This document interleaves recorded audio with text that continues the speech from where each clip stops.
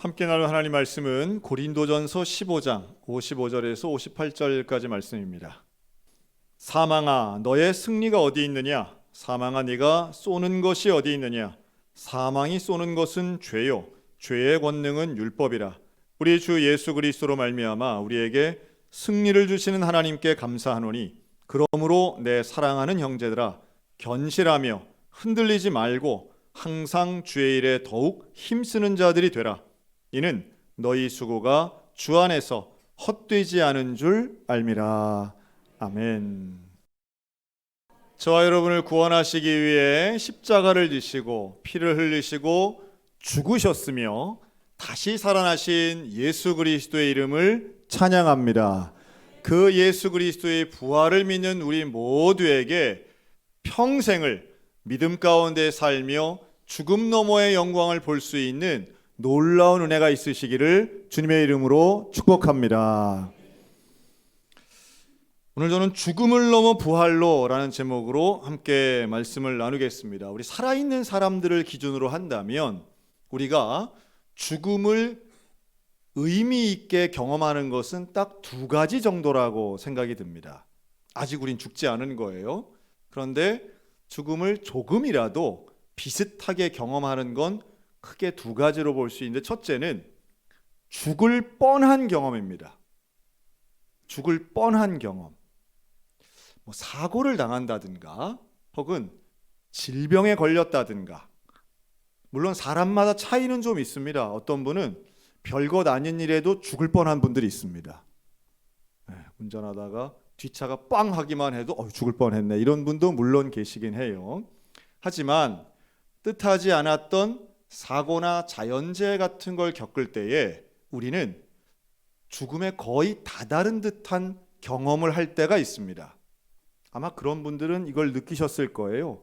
어떤 분은 살아왔던 지난 인생이 0.1초 만에 화라락 지나갔다 이러기도 하시고요. 또 어떤 분들은 사형 언도나 다름없는 이제 시한부 같은 중증 질환에 대한 진단을 받으실 때에 내가 살아온 인생이 참 허무하다. 최소한 비슷한 것은 이런 게 있습니다. 내가 지금까지 중요하다고 생각한 게 하나도 중요하지 않은 경험을 하시는 거예요. 사실은 죽음 앞에 서 있는 인간은 결국 다른 염려가 아니라, 다른 관심이 아닌 죽음 자체에만 집중하게 돼 있습니다. 그래서 지혜로운 분들은 대개 죽을 뻔한 경험을 통해 인생을 다시 살게 되고 태도가 변화되는 걸 경험합니다. 그래서 이전에 가졌던 욕심이나 관심보다 이제는 인간의 생명의 본질이나 진리 혹은 더 올바르고 의미 있는 삶을 살아가시려고 애쓰시는 분들이 많다는 거예요. 지혜로운 일이죠. 근데 또 한 부류가 있습니다. 내가 죽을 뻔한 건 아니지만 가장 가까이에 있는 사람의 죽음을 경험하는 것입니다. 이러한 죽음은 우리에게 대개 슬픔으로 다가옵니다. 그리고 그러한 슬픔은 어떤 경우에는 대개 가족의 죽음이 그러한데요, 그 슬픔은 우리가 참 극복하기 어려운 경우들도 많습니다. 대표적으로는 자녀의 죽음이 그렇겠죠. 그리고 우리 인생에서 뜻하지 않았지만, 원하지 않았지만 대개 내 나이가 어릴 때에 경험한 가족의 죽음은 평생토록 나에게 영향을 끼치는 경우들이 있습니다. 어떤 분들은 그걸 트라우마라고도 하고요. 또 때로는 인생의 중요한 결정을 할 때 그 어릴 때 겪었던 죽음의 경험들이 불쑥불쑥 올라올 때가 있습니다. 이 두 가지의 대표적인 일들은 결국 우리 인생에, 내 가치관에, 내 삶의 방향에 큰 영향을 미치는 게 분명합니다. 우리는 알고 있지요. 사람은 누구나 죽습니다. 이 세상에 안 죽는 사람은 없습니다. 그런데 이 죽음에 대한 시각과 태도가 어때야 되겠는가라고 하면, 되게 객관적인 면에서 본다면 죽음은 당연한 거니까 받아들여야 한다라는 입장이 있을 수 있고요. 그러나 내 가족의 죽음에 대해서는 분노와 또 때로는 두려움과 슬픔으로 점철되어서 누군가를 향한 원망으로 승화될 때도 많이 있습니다. 성경은 뭐라고 할까요? 성경은 사망에 대해, 죽음에 대해서 오늘 고린도전서 15장을 통해 본다면 아주 새로운 시각을 하나 주고 있는데요, 그것은 죽음을 받아들이는 것이 아니라 죽음을 상대로 이길 수 있다고 선포하는 것입니다. 사망아, 너의 승리가 어디 있느냐? 사망아, 너의 쏘는 것이 어디 있느냐라고 말씀하면서 이 사망에 대한 근본적인 질문을 하고 있습니다. 여러분, 인간에게 있어서 사망은 왜 생겼을까요? 왜 인간은 죽음이 당연한 일로 이루어져 있을까요? 성경은 죄의 삭시 사망이라고 말합니다. 죄의 결과로 인간은 죽음을 맞이한다고 말하고 있습니다. 다시 말해 사망이 문제가 아니라 죄가 문제라고 하는 시각입니다. 그리고 이 죄의 문제를 해결하기 위해 예수님은 십자가에 달려 돌아가셨고 그 보혈의 공로를 의지받아 죄사함을 받은 사람은 당연히 사망의 문제도 해결될 수 있는 줄로 믿습니다. 그게 기독교의 구원관입니다. 그게 바로 우리가 믿고 있는 예수 그리스도를 통한 생명의 구원, 영생의 소유의 논리입니다. 그래서 우리는 부활의 신앙을 가진 사람은 이 사망에 대한, 죽음에 대한 시각이 달라지게 됩니다.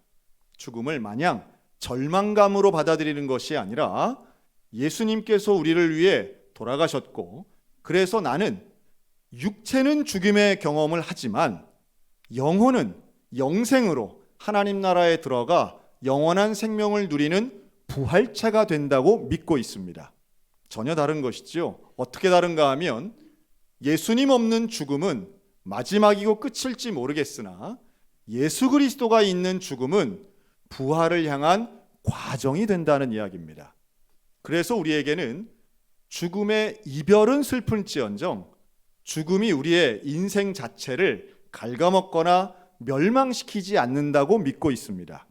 그리고 이러한 죽음에 대한 이해는 부활의 신앙으로 새롭게 봄으로 가족의 죽음이 슬프긴 한 일이긴 분명하지만 그 슬픔 너머에 있는 부활의 소망을 볼 수 있는 줄로 믿습니다. 그러면 어떻게 되는가? 오늘 사도 바울은 우리에게 명확하게 요구하고 있는데요. 그러니 너희는 견실하고 흔들리지 말고 주의 일에 더욱 힘쓰는 자들이 되라고 말씀합니다. 여러분, 초대교회는요, 함께 예수 믿다가 그 예수 믿는 신앙 때문에 잡혀 죽거나 고난당하시는 분들이 참 많았습니다. 순교당하시는 분들도 많았지만 이 신앙 때문에 세상적으로 누려야 할 것들을 누리지 못하고 자발적 고난에 동참하신 분들이 참 많았어요. 그러니 삶이 힘들고 어려웠을 겁니다. 그리고 남들보다 일찍 죽기도 했습니다. 그런데 그 죽음의 순간에 누구를 원망하기보다 오히려 흔들림 없이 주의 일에 복음 전파의 사명에 더 확실하게 설 수 있었던 것은 이들이 냉정했기 때문이 아니라 부활에 대한 믿음이 있었기 때문이라는 거예요. 오늘 저와 여러분들 가운데에도 이 부활의 신앙, 부활에 대한 믿음을 가지고 고난을 이겨내고 슬픔을 극복하는 하나님의 믿음의 백성들 되시기를 주님의 이름으로 축원합니다. 우리 교단은 아니지만 예성에서 활동하신 유명한 목사님 한 분이 계십니다. 김신환 목사님이란 분이세요.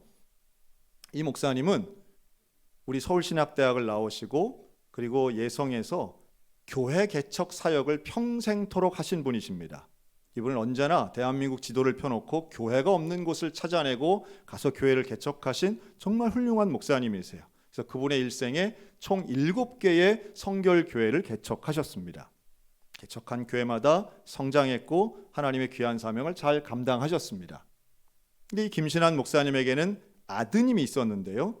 이 아드님도 목사님이 되셨어요. 김기영 목사님이란 분이세요. 근데 이 김기영 목사님이 목회를 하시던 중에 충남 예산에서 목회하시던 중 갑자기 급성으로 온 간염 때문에 돌아가시게 됐습니다. 이 아드님 목사님 나이가 51살일 때 일어난 일입니다. 이 할아버지 목사님은 이미 은퇴를 하셔서 원로 목사님이 되신 상태였는데요. 자랑스럽게 여기던 아들 목사의 죽음은 이 아버지에게도 큰 충격이었습니다. 그런데 이게 80년대 중반에 일어난 일입니다. 어느 교회나 좀 냉정해 보일지는 모르겠으나 이렇게 담임 목사님이 돌아가시면 사실은 후임 목사님을 모시기 위해서 사택을 비워야 되는 상황이 온 거예요.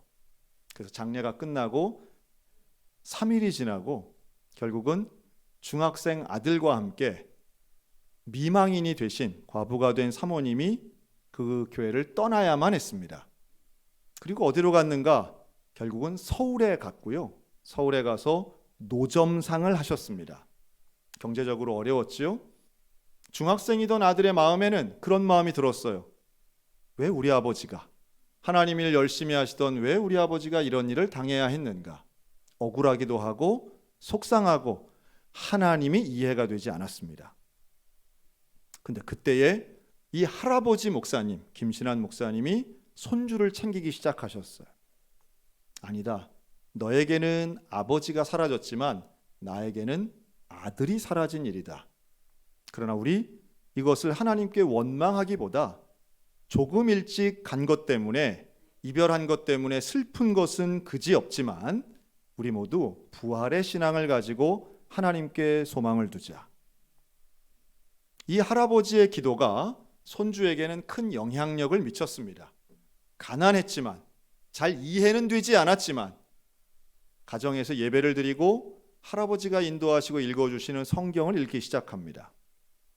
예민했던 사춘기 시절 고등학교에 진학하고 먼 길을 오가며 어머니의 노점상 일을 함께 도와주던 이 아들은 결국 예수님을 만납니다. 참 아이러니한 것은 교회에서 목사님 아들로 있을 때는 그렇게 와닿지 않던 예수님의 죽음과 부활이 오히려 교회를 떠나 고생하고 힘든 상황에서 예수님을 만나는 경험을 하게 되죠. 그리고 결국 그 아들은 신학교에 진학하게 됩니다.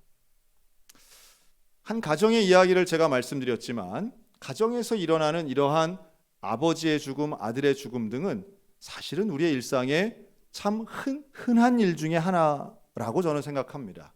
어느 가정이나 가족의 죽음을 경험하는 일들 그렇게 드문 일 아니라고 저는 생각해요. 그것은 가정 아니라 공동체도 역시 마찬가지입니다. 저는 그 대표성이 우리 소양성결교회라고 보는데요. 지금부터 8년 전 2016년 3월 27일 그날도 부활주일이었습니다. 그 부활절날 우리 교회의 담임 목사님이었던 고 이원호 목사님은 부활절 오후 교통사고를 당하셔서 오전에는 이렇게 설교하셨지만 오후에는 돌아가신 일이 있었습니다.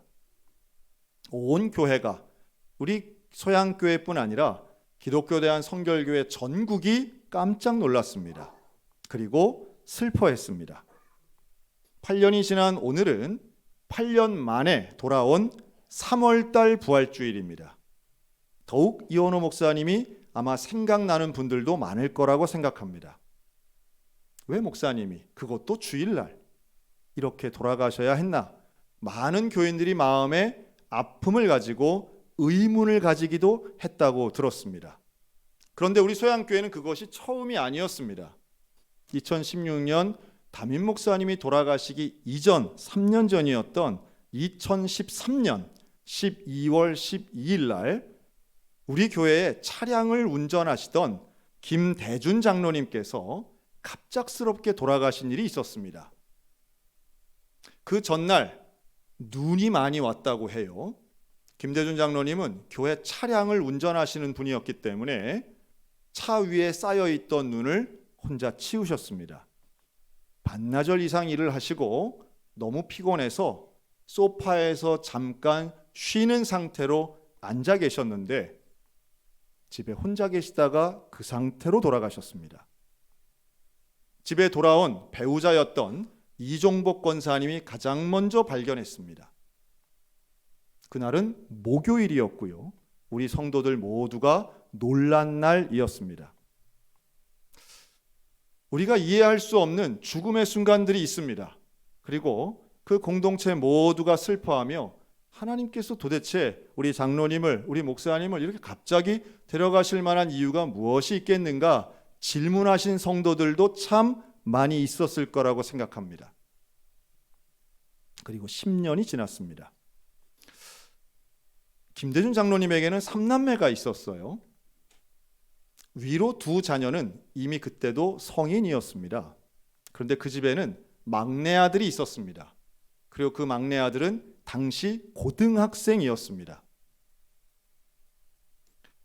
장로님은 차량을 운행하면서 항상 막내 아들을 조수석에 태우고 다녔다고 해요. 온 교회가 이 어린아이를 사랑하고 관심 있게 늘 지켜봤던 거죠. 최소한 이 막내 아들에게는 아버지는 어떤 분이었냐 하면 세상에서 가장 친절한 사람, 나의 말을 가장 잘 들어주는 사람, 나와 가장 많은 시간을 보내며 창의적으로 함께 대화했던 사람. 그런데 그 아버지가 돌아가신 거예요. 이 아들이 명확히 기억합니다. 그날을 어떻게 기억하느냐 하면 피곤해서 소파에 앉아 계신 아버지에게 저 밖에 좀 나갔다 올게요. 그때 살짝 눈을 떠서 아들을 지켜본 그 순간이 마지막이었던 거예요. 이 아들은 아버지의 허망한 죽음 앞에 두 가지 생각을 합니다. 아버지의 죽음의 원인은 이 두 가지 때문이다. 첫째는 교회 때문이다. 우리 아버지 교회를 위해서 이렇게 열심히 일하셨는데 이렇게 죽으면 안 되는 거다. 두 번째는 내가 외출하지 않고 집에 있었으면 아버지 돌아가시지 않았을 텐데 나 때문이다. 이 두 가지 생각을 하니까 이 아들의 마음은 힘들고 어려워집니다. 하나님에 대한 저항감이 생기고 교회에 대한 반감이 생겼습니다. 그래서 장례가 끝나고 교회를 떠나게 됩니다. 안타깝죠? 그러나 이러한 일들은 사실은 우리의 일상생활에 얼마나 많이 있는지 몰라요. 교회를 향해 내가 이해할 수 없는 상황과 고난 앞에서 하나님을 부정하거나 교회를 반대하거나 하나님의 진리를 등지는 일들은 지금도 있습니다. 인간이 경험하는 고난의 여러 종류가 있지만 죽음의 고난은 잘 설명되지 않습니다. 납득이 안 되지요. 그리고 10년의 세월이 지났습니다. 김대중 장로님의 막내 아들의 이름은 김한솔 형제입니다. 이 김한솔 형제는 10대가 지나고 이제 20대 중반이 되었는데요. 직장 생활을 합니다. 그리고 친구를 만납니다. 고등부 때 교회에서 만나서 서로 알고 지내던 사이였던 자매를 교회 밖에서 만나게 되고요. 둘은 서로 사귀고 사랑을 키워갑니다. 그리고 그 사랑을 키워가는 가운데에 자매가 전한 복음을 받아들입니다. 그 복음은 분명히 교회에서 자라면서 들었던 이야기들이었어요. 그런데 교제를 하면서 사랑을 하는 사람에게 듣는 복음은 달랐습니다. 물론 이 형제를 위해 기도하는 어머니가 있었고 이 형제를 위해 기도하는 성도들이 있었습니다. 그리고 결국 아버지가 돌아가신 지 10년이 지나 이 아들은 다시 소양교회로 돌아왔습니다. 다시 돌아온 이 아들은 예배를 드릴 때마다 하나님 앞에 말씀을 듣고 부활에 대한 소망과 확신을 가지게 되었다고 고백합니다. 저는 교제와 연애 혹은 결혼, 우리 꼭 이성 간의 교제가 아니더라도요, 여러분 좋은 교제는 어떤 교제인지 아세요? 사귀면 사귈수록 거룩해지는 관계가 사실은 좋은 교제라고 생각합니다. 만나면 만날수록 하나님을 향하여, 진리를 향하여, 생명을 향하여 나가는 것이 좋은 관계이지, 만날수록 하나님과 멀어지고 진리와 멀어지고 거룩관과는 거리가 멀어진다면 그것은 아무리 이득을 주고 아무리 쾌락을 준다 해도 좋은 관계가 될 수 없습니다. 감사하게도 김한솔 형제는 그렇게 교회로 돌아오게 되었고 하나님 앞에 예배를 드리는 사람이 되었으며 이 두 사람은 돌아오는 토요일 결혼을 하기로 되어 있습니다. 여러분, 몇 주 전 우리 교회는 임직식을 했습니다. 그 임직을 받는 분들 중에 누가 있었는가 하면 이원호 목사님의 큰 사위인 김정현 집사님이 있었습니다. 이 김정현 집사님이 저에게 이런 고백을 하는 거예요. 목사님, 저는 결혼을 하고 이원호 목사님과 한 집에서 살았습니다. 저는 장인어른이라고 하지 않고 아버지라고 불렀습니다. 그런데 한 집에 살면서 이원호 목사님의 모습을, 이런저런 모습을 보게 되었는데 잊을 수 없는 장면이 있다는 거예요. 그것은 목사님이 돌아가시기 얼마 전 우리 소양교회에선 임직식이 있었는데 임직하는 과정 중에 성도들과 힘들어하시는 모습을 봤다는 거예요. 여러분, 저도 임직하면서 참 어려웠던 경험들이 많이 있습니다. 그게 뭔지 대충 알 것 같더라고요. 그러면서 이 큰 사위는 그렇게 생각했다고 그래요. 나는 아직 아무것도 아니지만 혹여 교회에서 내게 어떤 직분이나 사명을 주신다면 나는 절대로 목사님 힘들게 하는 사람 되지 말아야지. 그런 생각을 했다는 거예요. 그러면서 올해 사무총회를 통해 임직 대상자가 되었을 때 저를 찾아와서 그런 이야기를 합니다. 목사님, 무조건 순종하겠습니다. 저희 아버지에게 효도하는 것도 마찬가지지만 아무리 생각해도 우리 장인어른 아버님이 원하시는 길, 교회에 순종하고 하나님 일에 충성하고 협조하는 일이라고 생각합니다. 갑작스런 죽음의 슬픔의 장면이 있습니다. 그러나 흔들리지 않고 견실하여 주의 일에 힘쓰는 자가 되라고 하는 사도 바울의 가르침을 최소한 이원호 목사님의 후손들, 김대준 장로님의 후손들은 저는 지키고 있다고 믿고 있습니다. 그리고 그 3월 10일 임직식 하는 날 저는 저 피아노 옆에 앉아 있었는데요. 하여튼 저 개인적인 차원이었습니다. 한 장면이 딱 눈에 들어오는 거예요. 바로 안수 집사가 되는 임직자로서 김정현 집사님은 이 성가대 자리에 앉아 있었고요. 또 꽃다발을 들고 축하하러 왔던 우리 김한솔 형제는 저 2층에 앉아 있는 겁니다. 그런데 그 예배에 설교자로 나왔던 그 김창현 목사님은 바로 제가 오늘 설교 초반부에 말씀드린 그 할아버지 목사님의 손자였습니다.